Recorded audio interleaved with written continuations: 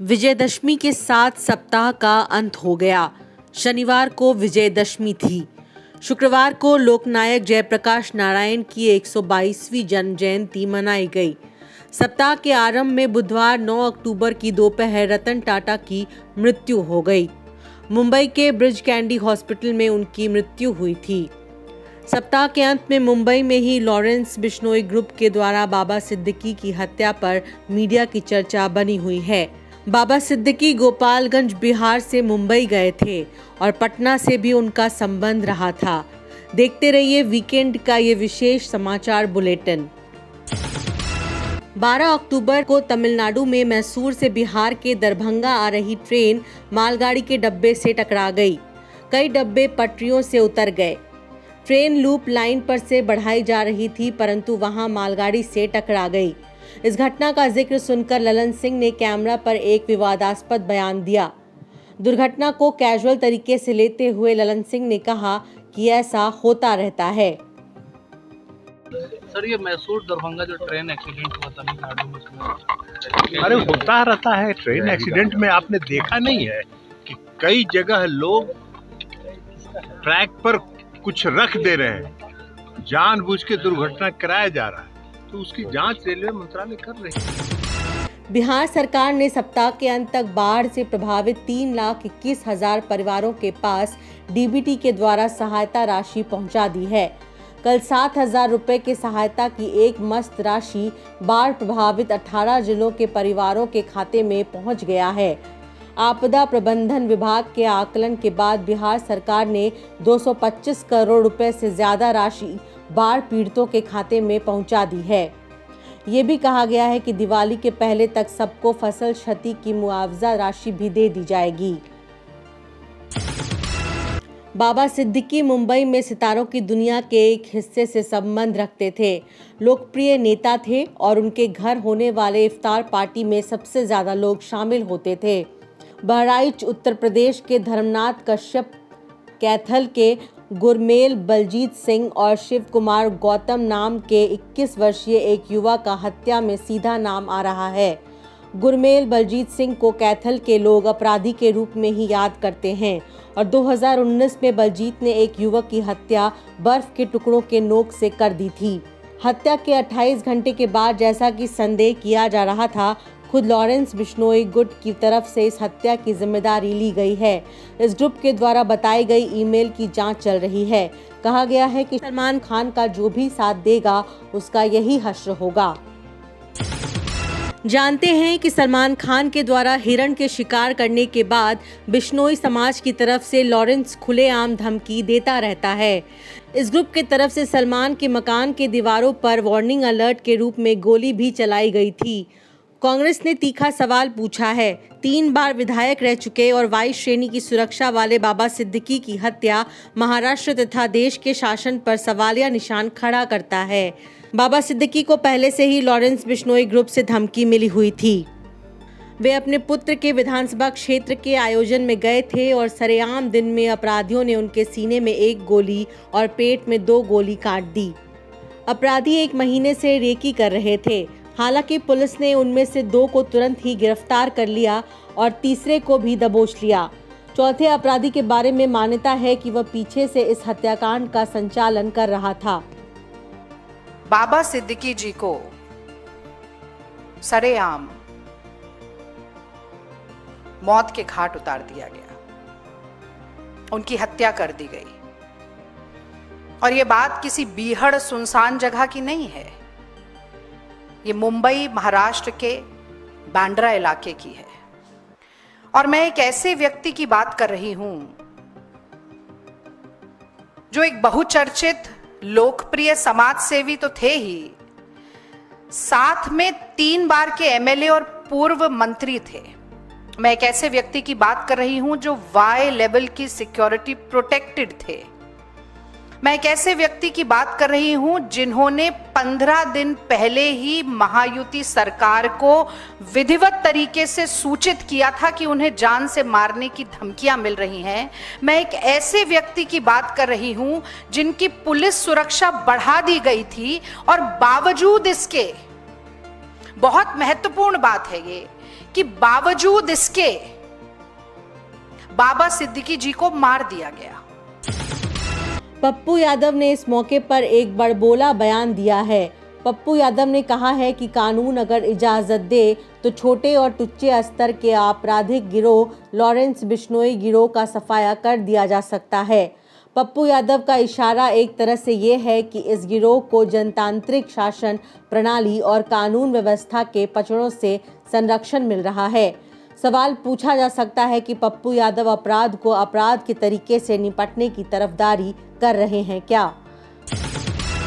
रतन टाटा की 86 वर्ष की उम्र में मृत्यु के बाद लगभग सभी पक्षों के लोग इसे राष्ट्रीय शोक मान रहे हैं।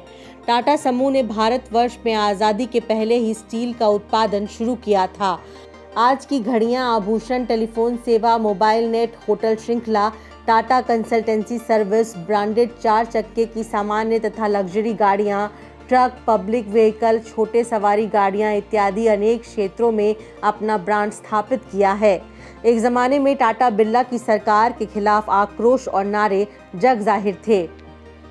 अब अंबानी समूह और अडानी समूह और उसके साथ अनैतिक व्यवहार की जुड़ी हुई चर्चाओं की वजह से पूंजीवादी विरोध के स्वर में भी टाटा समूह को नैतिक और देश के लिए ज़रूरी बताया जाता है। हालांकि एक व्यापारिक समूह के तौर पर जनतंत्र में कॉरपोरेट कल्चर के दोषी टाटा सन्स के एक रत्न थे रतन टाटा। रतन टाटा के लिए मरणोपरांत भारत रत्न की मांग भी की जा रही है। गिरिराज सिंह की उल्टी बानी इस सप्ताह का विवादास्पद बयान है। गिरिराज सिंह ने कहा है कि भारत पाकिस्तान बंटवारे के समय सारे मुसलमान यदि पाकिस्तान चले गए होते तो हिंदुओं को बुरे दिन देखने ही नहीं पड़ते। बेगूसराय के सांसद और केंद्रीय मंत्री गिरिराज सिंह जनसंपर्क यात्रा पर निकले हैं।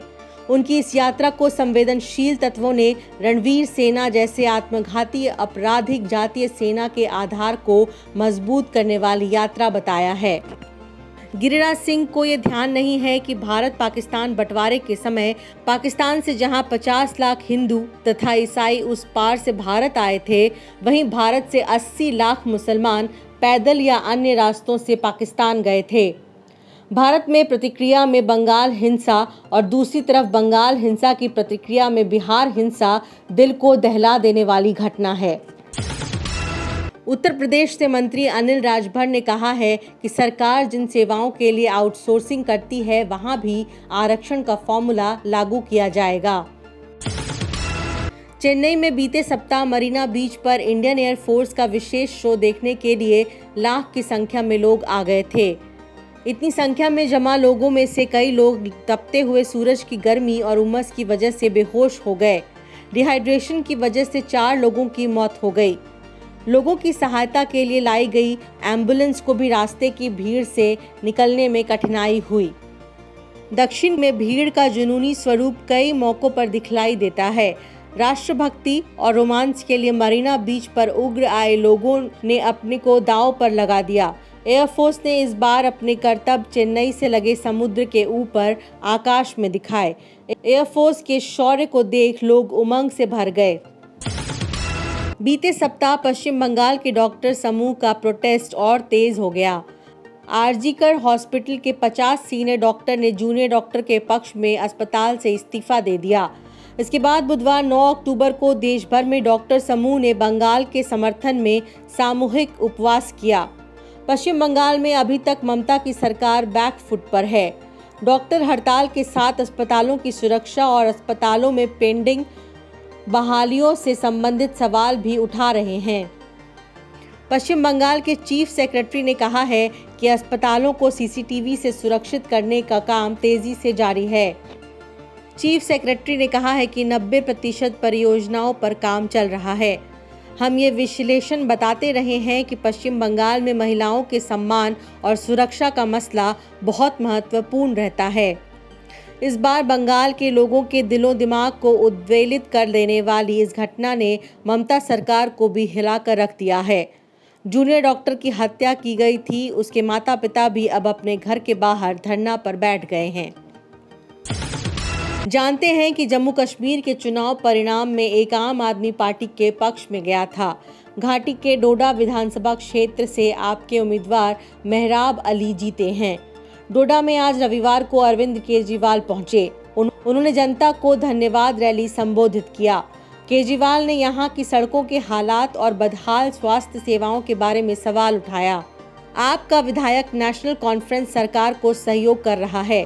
केजरीवाल ने कहा कि केंद्र सरकार इस केंद्र शासित राज्य सरकार को इस तरह परेशान कर सकती है जिस तरह दिल्ली की सरकार को कर रही है। अरविंद केजरीवाल ने सस्ते बिजली दर के लिए और जनता को राहत पहुंचाने के लिए नेशनल कॉन्फ्रेंस सरकार को अपना सहयोग देने का ऐलान किया। उन्होंने एक अन्य सभा में ये भी कहा कि हर चुनाव एक सबक लेकर आता है। लोकसभा चुनाव से बीजेपी के लिए ये सबक है कि जनता के लिए ठीक से काम करें। जनता 5 साल तक इंतजार नहीं करेगी। उमर अब्दुल्ला साहब बहुत जल्दी 2-4 दिन में जम्मू कश्मीर के मुख्यमंत्री बनने वाले हैं। हम उनको बधाई देते हैं। वो इंडिया गठबंधन के एक तरह से मुख्यमंत्री हैं और उनका हम सरकार उनकी सफल हो, जम्मू कश्मीर उनकी देख रेख में अगुवाई में खूब तरक्की करे, उसके लिए हम उनको पूरी तरह से सहयोग करेंगे।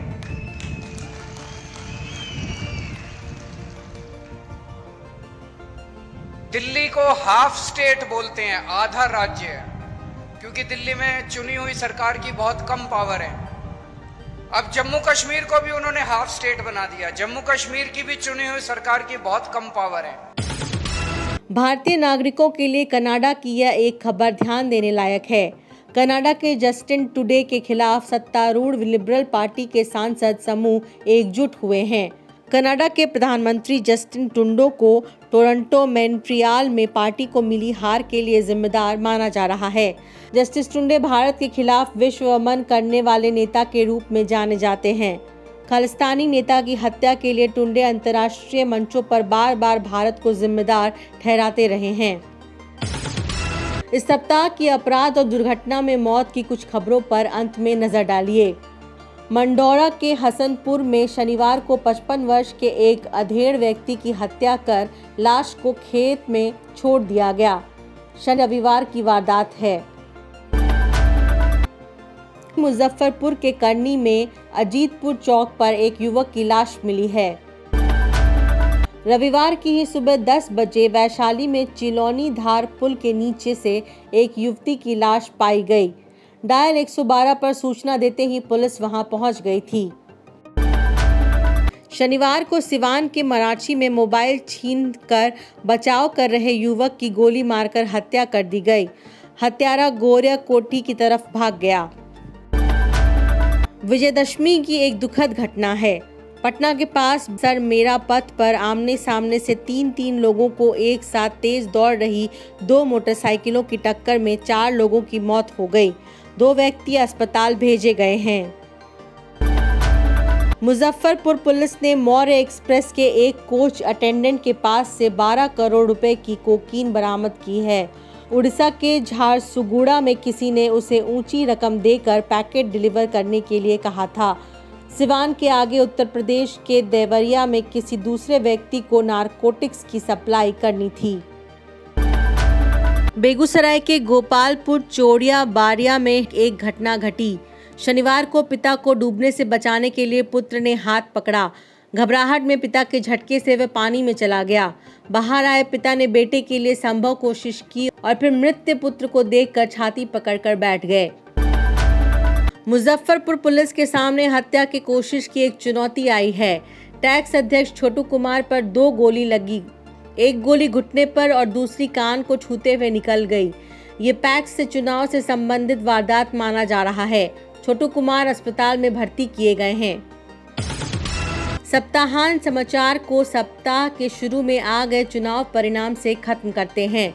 जानते हैं कि हरियाणा में जीत के पहले ही जीत का जश्न मना रही कांग्रेस पार्टी को उल्टा झटका लगा है। कांग्रेस चुनाव आयोग से बीच में ही कुछ सवाल जवाब कर रही थी, परंतु सबसे ज्यादा उसे अपने अंदर झांकने की सलाह मिली है।